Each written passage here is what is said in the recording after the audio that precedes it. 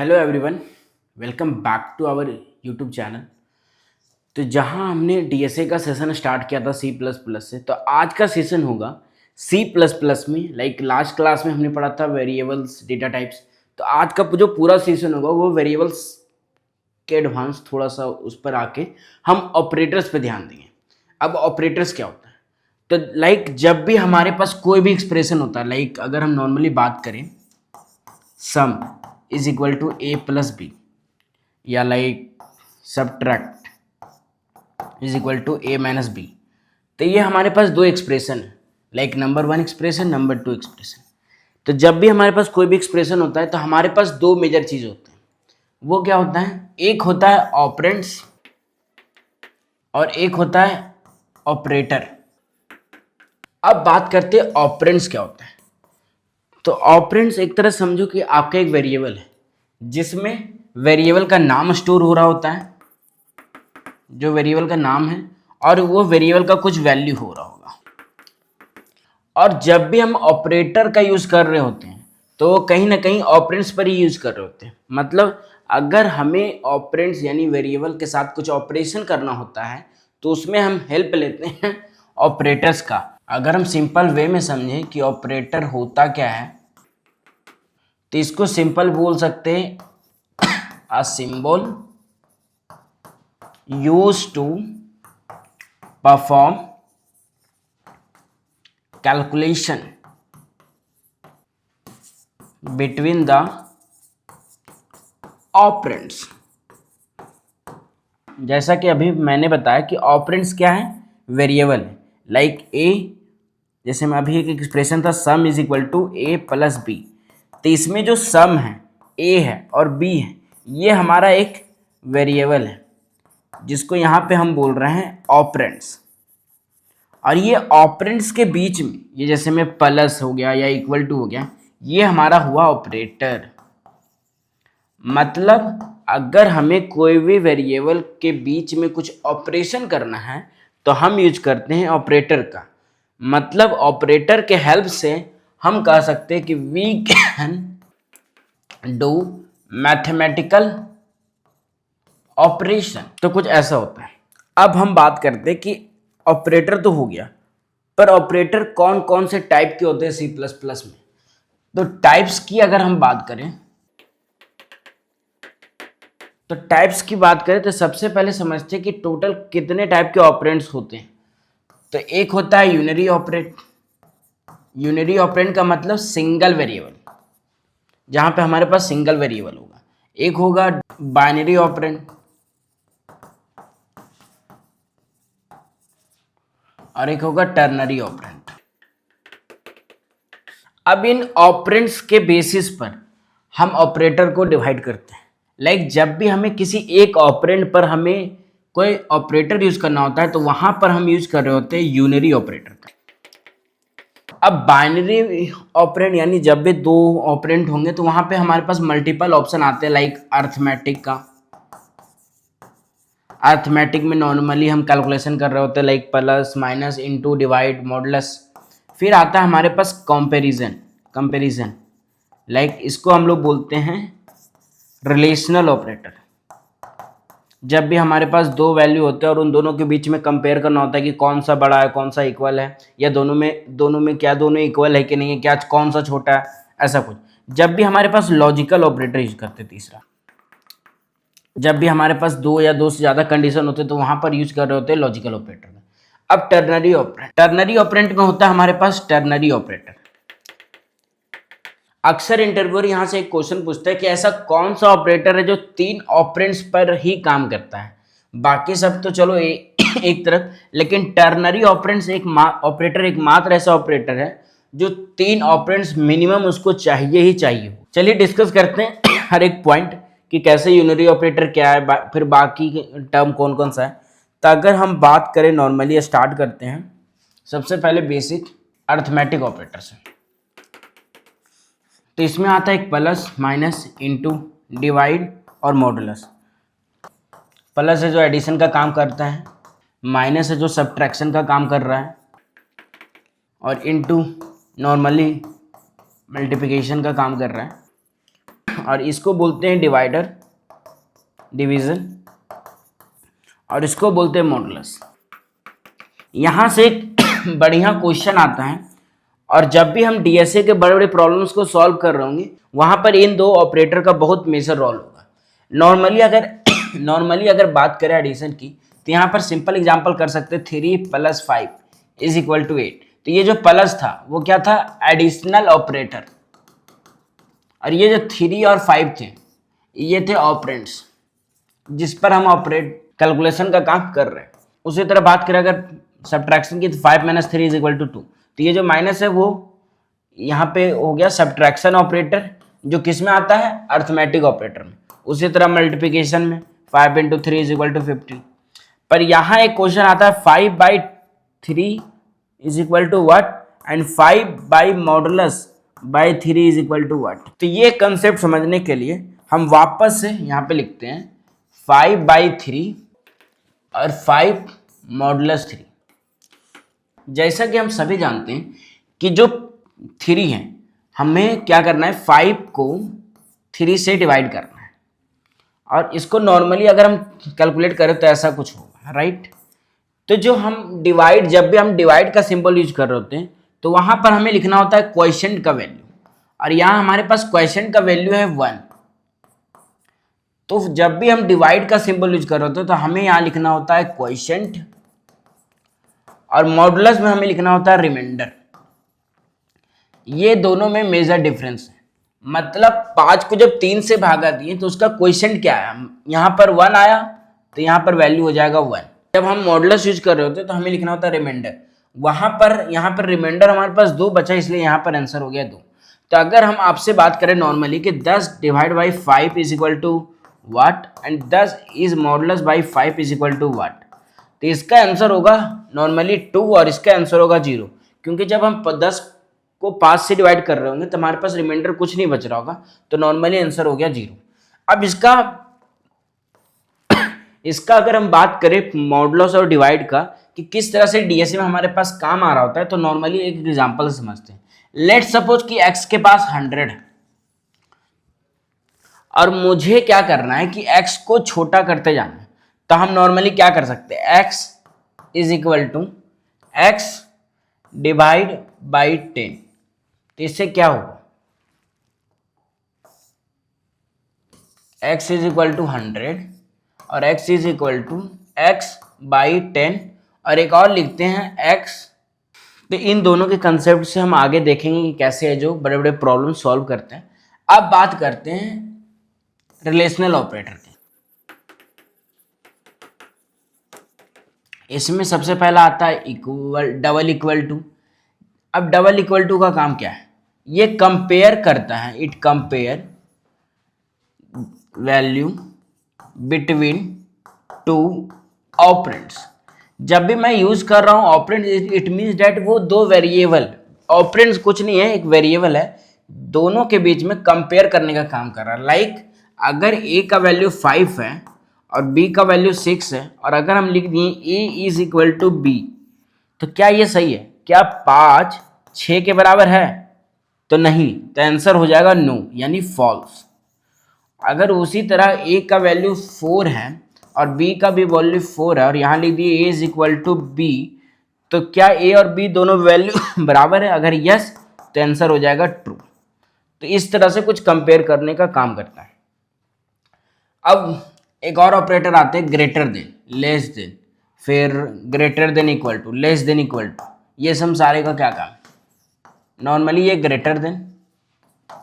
अगर इसका हम बेसिक एग्जांपल लाइक हम लोग 1 2 3 क्लास में ही पढ़ लेते हैं कि लाइक a का वैल्यू 5 है और b का वैल्यू 3 है, और यहाँ लिख दिए a is greater then 5, a is greater then b, तो ये एक ट्रू कंडीशन है क्योंकि 5 है जो 3 से बड़ा है, राइट। तो ये हमारा हो जाता है ट्रू। उसी तरह अगर लेस देन की बात करें तो लेस देन भी है जो नॉर्मली 2 वैल्यू के बीच में कंपेयर करने का काम करता है। लाइक अगर x का वैल्यू 1 है और y का वैल्यू 2 है, तो हम लोग कह सकते हैं कि x is less than equal to y, और ये भी ट्रू हुआ, राइट। अब लेस देन एक होता है ग्रेटर देन इक्वल टू। तो ग्रेटर देन इक्वल टू अब इसका काम क्या है, अब लेट सपोज कि a इज इक्वल टू 5 है और b इज इक्वल टू 1 है, ठीक है। तो अगर हम यहाँ पे लिख दिए a is greater than equal to b, तो अगर 5, क्या 5 1 से बड़ा है, हाँ, लेकिन इक्वल नहीं है, बट अगर इन दोनों में कोई एक भी कंडीशन सही है, लाइक ग्रेटर देन तो है, तो ये आउटपुट देगा ट्रू। और यहीं पर अगर हम लिख दे 6 is greater than equal to 6, तो क्या 6 से बड़ा है, नहीं, पर इक्वल टू है, तो ये भी कंडीशन हमें देगा ट्रू। और वहीं अगर लिख दे 5 is greater than equal to 6, तो ये हमें क्या ग्रेटर देन है 5 6 से बड़ा, नहीं है, क्या इक्वल है, नहीं है, तो यहाँ पर हमें आउटपुट आ रहा होगा फॉल्स। तो कुछ इस तरह से काम करता है ग्रेटर देन। उसी तरह अगर लेस देन की बात करें तो लेस देन भी वही करता है, 3 is less than equal to 2, तो क्या 3 2 से लेस देन है, नहीं, तो ये आउटपुट दे रहा होगा फॉल्स, क्योंकि ये इक्वल भी नहीं है। बट वही अगर बात करें 3 is less than equal to 3, तो लेस देन तो नहीं है लेकिन इक्वल है, तो इसलिए ये आउटपुट दे रहा होगा ट्रू, यानी सही। उसी तरह अगर लिख दे 2 is less than equal to 3, तो यहाँ 2 3 के बराबर तो नहीं है, बट लेस देन है, तो ये भी आउटपुट दे रहा होगा हमें ट्रू। तो फाइनली हमारे पास रिलेशनल ऑपरेटर, अर्थमेटिक ऑपरेटर खत्म हो गया। अब आता है हमारे पास लॉजिकल ऑपरेटर। जब भी बात करते हैं लॉजिकल ऑपरेटर लॉजिकल ऑपरेटर में, तो इसमें मिनिमम हमें चाहिए होता है दो ऑपरेंड्स मिनिमम। इसमें मेजर जो आता है वो आता है एंड ऑपरेटर, और ऑपरेटर एंड नॉट ऑपरेटर। अब बात करें एंड ऑपरेटर का, तो इसमें कुछ सिंबल होता है एंड ऑपरेटर का, लाइक आप नॉर्मली एंड लिखते हो ऐसे, तो आपको 2 बार लिखना होता है। उसी तरह अगर और की बात करें तो आपको ये 2 सिंबल लगाना होता है। और नॉट ऑपरेटर में not equal to, not operator, तो ये 3 सिंबल यूज करना होता है। तो जब भी बात करते हैं लॉजिकल ऑपरेटर का, तो सबसे पहला ऑपरेटर आता है एंड ऑपरेटर। एंड ऑपरेटर बोलता है, अगर इसका सिंपल मीनिंग समझे, कि all condition should be true, then it give true result. If any condition is wrong, then it will give false output। Normally अगर हम जनरल लाइफ की बात करें, तो अगर आपको कोई बोलता है कि आप मार्केट जाओ और आलू और प्याज लेके आओ, इसका मतलब क्या होता है कि दोनों चीज़ लाना है। उसी तरह यहाँ पे एंड ऑपरेटर भी बोलता है कि दोनों चीज़ें या जो भी जितने भी कंडीशन वो सारे चीज़ें फिल होना चाहिए, तभी है जो आपको जो सही कंडीशन दिया जाएगा। अगर नॉर्मली के एग्जाम्पल की बात करें, अगर हम यहाँ लिखते हैं 5 इज ग्रेटर देन 3 और यहाँ पर यूज़ कर रहे होते हैं एंड ऑपरेटर, और यहाँ पे लिखते हैं 3 is less than equal to 4, तो सबसे पहले ये तो आ गया एक एंड ऑपरेटर।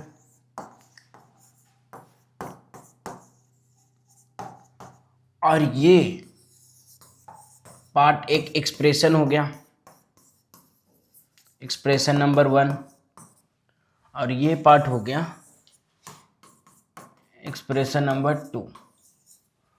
तो अगर हम बात करें कि एंड ऑपरेटर 2 एक्सप्रेशन के बीच आता है, जहां पर फर्स्ट एक्सप्रेशन में बता रहा होता है कि ये कंडीशन चेक करो, और सेकंड एक्सप्रेशन में भी वो वैल्यू या वो कंडीशन चेक करना होता है।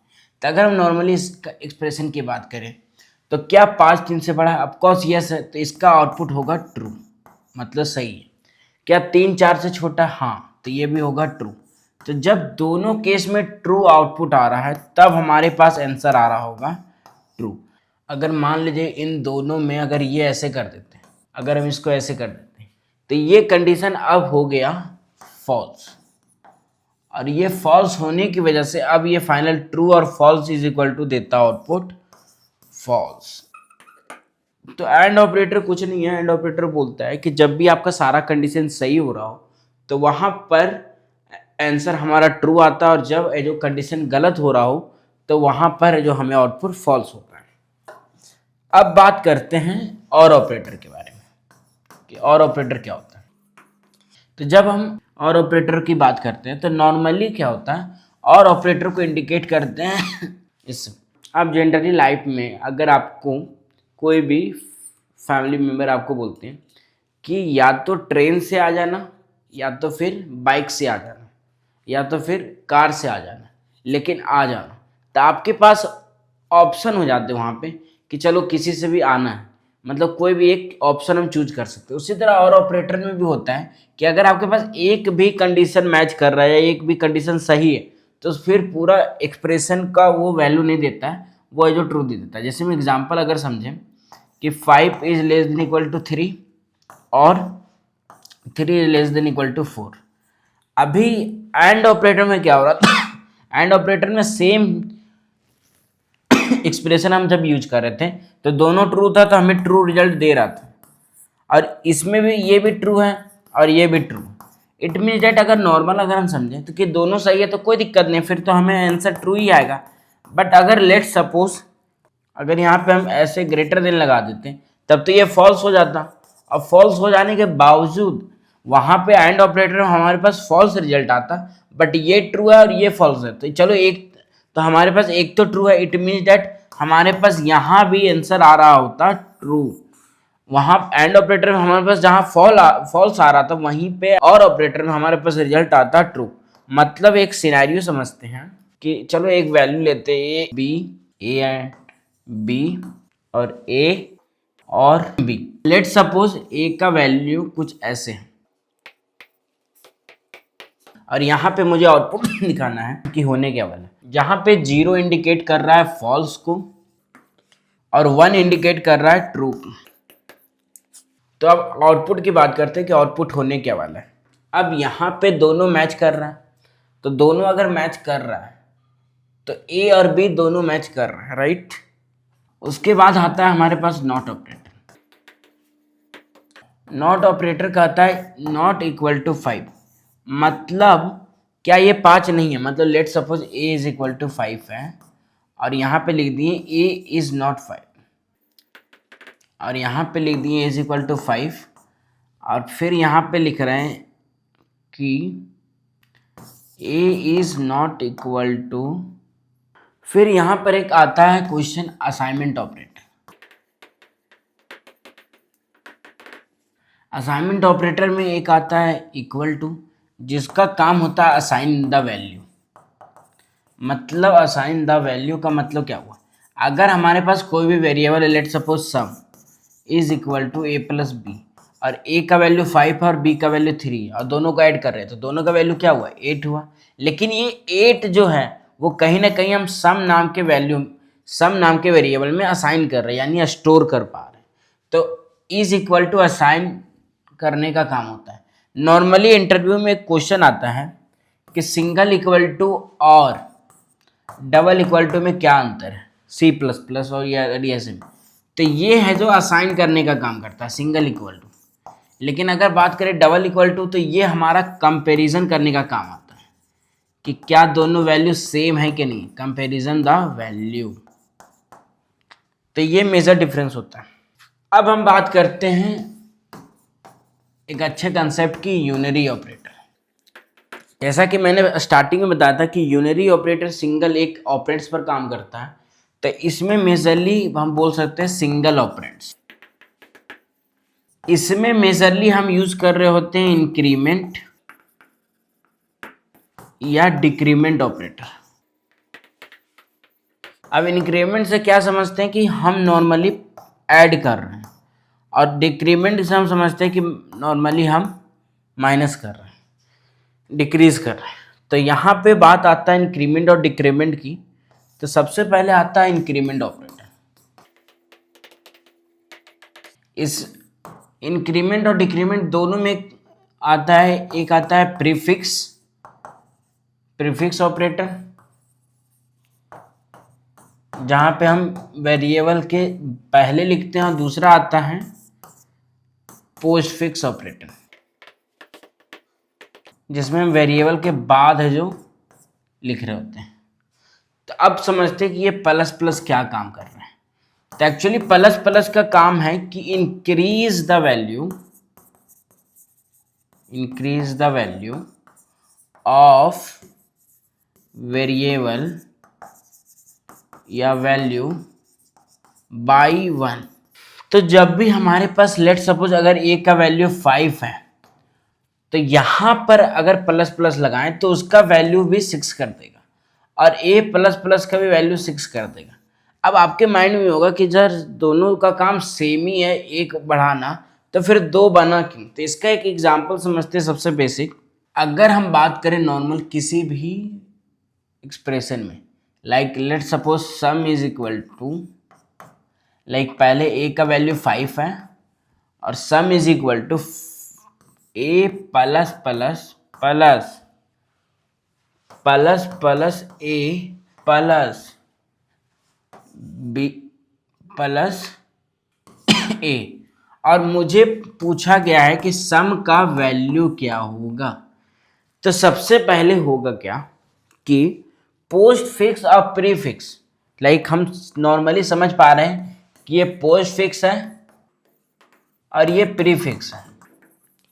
तो पोस्ट फिक्स और प्री फिक्स को आप ऐसे समझो कि पोस्ट फिक्स बोल रहा है कि हम वैल्यू को बढ़ाएंगे तो जरूर, पर बाद में बढ़ाएंगे, और प्री फिक्स बोलता है कि पहले हम वैल्यू को बढ़ा लेंगे फिर ऑपरेशन करेंगे। तो यहाँ पर एक एग्जांपल समझते हैं कि ए का वैल्यू जब यहाँ पे 5 आया तो ये नॉर्मली यहाँ पे स्टोर किया 5, बट चूंकि यहाँ काम था कि ये बाद में बढ़ाता है, तो अब एक्चुअली ए का वैल्यू बढ़ गया है और फाइनली ए का वैल्यू हो गया 6। तो यहाँ पर आया 6, और 6 के बाद यहाँ पे जब प्लस प्लस ऑपरेटर ये पहले देखा तो ये पहले वैल्यू को बढ़ा दिया, यानी अब कर दिया 7, और यहाँ पर अब 7 आउटपुट हो गया। तो ये पूरा वैल्यू कितना हो गया 7, क्योंकि ये पहले बढ़ाया फिर है जो ऑपरेट किया। और उसके बाद फाइनली ए का वैल्यू क्या हुआ, तो ए का वैल्यू यहाँ पे फाइनली कितना हुआ था 7, तो ए का वैल्यू यहाँ पर आया 7, और जब हम इसको रन करेंगे तो हमारा आउटपुट आ रहा होगा 19। आई होप कि ये क्लियर हुआ हो। लेकिन अगर इसको यही चीज़ को हम एक चीज़ कन्वर्ट करते हैं कि हम ऐसा करते हैं, पहले प्लस प्लस लिख लेते हैं, फिर ए प्लस प्लस और फाइनली में ए रखते हैं, तब आउटपुट क्या होगा। तो पहले यहाँ 5 था, 5 को पहले इंक्रीज किया क्योंकि ये प्लस प्लस है, तो पहले इंक्रीज करेगा फिर ऑपरेट करेगा, तो इंक्रीज करने के बाद 6 हुआ और यहाँ पे आया आउटपुट 6। अब ए का वैल्यू क्या है 6 है, तो यहाँ पर भी 6 आया। अब 6 तो ये पहले रख दिया, उसके बाद एक इंक्रीज किया तो 6 हो गया। अब एक इंक्रीज कर दिया तो अब बच गया 7, तो ए का फाइनल वैल्यू क्या हो गया 7। तो जब इसको हम कैलकुलेट करेंगे तो हमारे पास आंसर आ रहा होगा 90। चूंकि इस केस में हमारे पास दोनों आउटपुट सेम आ रहा है, बट बहुत ऐसे टाइम पे होगा कि जब दोनों का अलग अलग वैल्यू और अलग अलग चीज़ों को असाइन किया जाएगा, जब आपके पास मल्टीपल वेरिएबल्स होंगे जहाँ plus plus b c plus plus ऐसा कुछ टाइप का यूज़ हो रहा होगा। तो एक असाइनमेंट है आप लोग के लिए, जो कमेंट में आप बताना कि इसका आउटपुट क्या हो रहा होगा। Like let suppose result is equal to x is equal to 4 and y is equal to 3, तो x plus plus minus minus y plus plus plus plus plus x plus y plus plus. इस question का solution आप हमारे comment में जरूर बताना। तो ये क्वेश्चन था। अब यही लॉजिक पर भी काम करता है डिक्रीमेंट ऑपरेटर। इसमें भी मेजरली दो टाइप्स होते हैं, post fix and prefix. Prefix में पहले रहता है वेरिएबल के पहले, और पोस्ट फिक्स में बाद में। सेम आउटपुट दे रहा होता है, लाइक इसमें जो बाद में डिक्रीज करता है और इसमें पहले डिक्रीज करता है। जिस तरह से इंक्रीमेंट ऑपरेटर काम कर रहा होता है, जहाँ पे प्रीफिक्स का पहले ऑपरेट करता है, पहले परफॉर्म करता है और फाइनली स्टोर कर पाता है वैल्यू को, उसी तरह पोस्ट फिक्स भी पहले वैल्यू को रखता है और फाइनली ऑपरेट करके फिर बाद में घटाता है। तो इस तरह से काम करता है, जैसे नॉर्मली इंक्रीमेंट ऑपरेटर काम कर रहा था, उसी तरह हमारा डिक्रीमेंट ऑपरेटर काम कर रहा होता है। अब यहाँ तक तो हम लोग पढ़ लिए यूनरी ऑपरेटर और बाइनरी ऑपरेंड्स पर एक चीज मैंने बताया था टर्नरी ऑपरेंड्स के बारे में। टर्नरी ऑपरेंड्स को हम बेसिकली बोलते हैं कंडीशनल ऑपरेटर। कंडीशनल ऑपरेटर, और इसमें मेजरली 3 ऑपरेंड्स होते हैं, 3 ऑपरेंड्स। अब इसका एग्जाम्पल समझते हैं। लेट सपोज यहां पर a का वैल्यू 5 है और b का वैल्यू 2 है।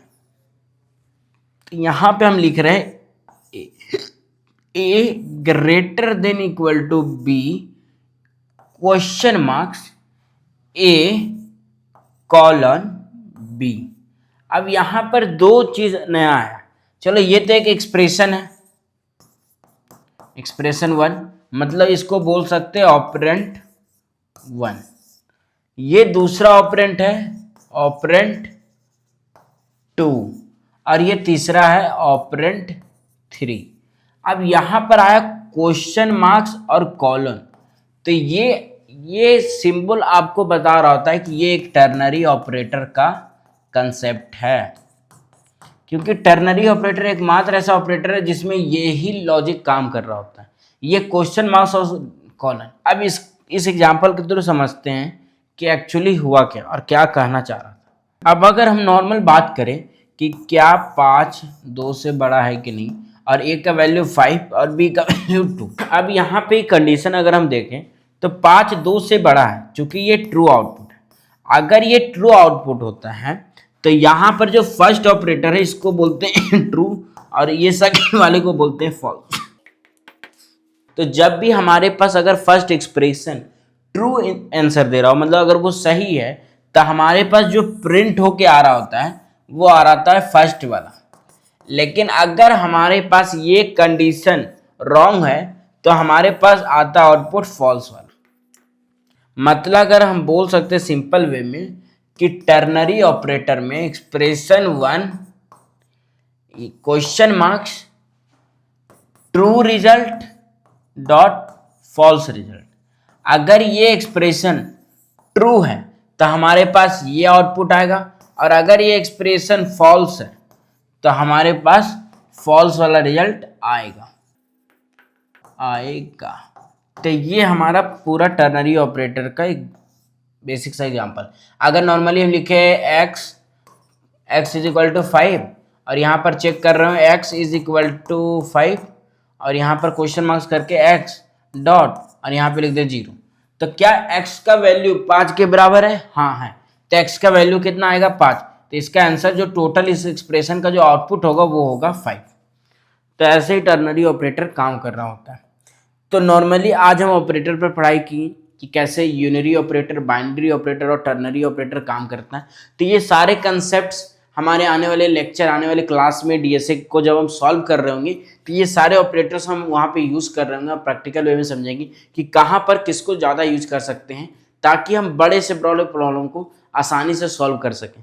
तो ये ऑपरेटर का क्वेश्चंस, ये ऑपरेटर का जो पूरा लेक्चर था, अगर अच्छा लगे तो कमेंट कीजिएगा और अपने दोस्तों को शेयर जरूर कीजिएगा, और हमारे सपोर्ट के लिए और हमारा मोटिवेशन के लिए इस वीडियो को लाइक जरूर दीजिएगा।